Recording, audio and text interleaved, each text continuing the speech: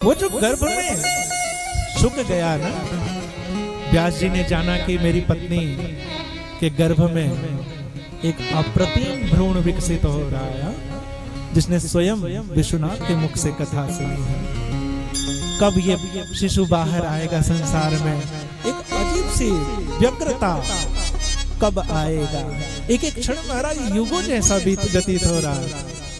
और इधर जो वो भक्त है न शुक्र, माँ के गर्भ में उसे नारायण का दर्शन हो रहा था, कृष्ण का दर्शन हो रहा था।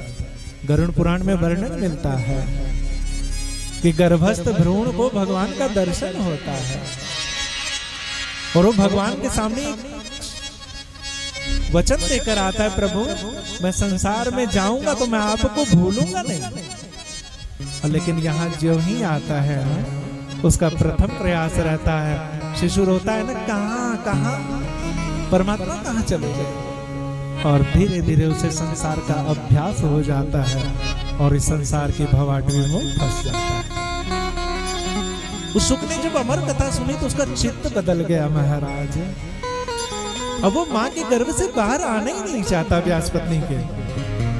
नारायण का, गोविंद का एकटक दर्शन कर रहा है गर्भावस्था में। धीरे धीरे महाराज 12 वर्ष व्यतीत हो गए, 12 वर्ष का गर्भ। एक दिन नारद जी का आगमन हुआ है। कोई महात्मा कहते हैं एक दिन स्वयं श्री कृष्ण आए हैं। उस गर्भस्थ भ्रूण से भगवान ने कहा कि तुम बाहर आ जाओ। तो उसने कहा ना प्रभु, बाहर आऊंगा तो आपकी माया मुझे ग्रस्त कर लेगी। तो भगवान ने उसे अभय किया है, हे पुत्र तो मैं संसार की माया कभी व्यापेगी नहीं।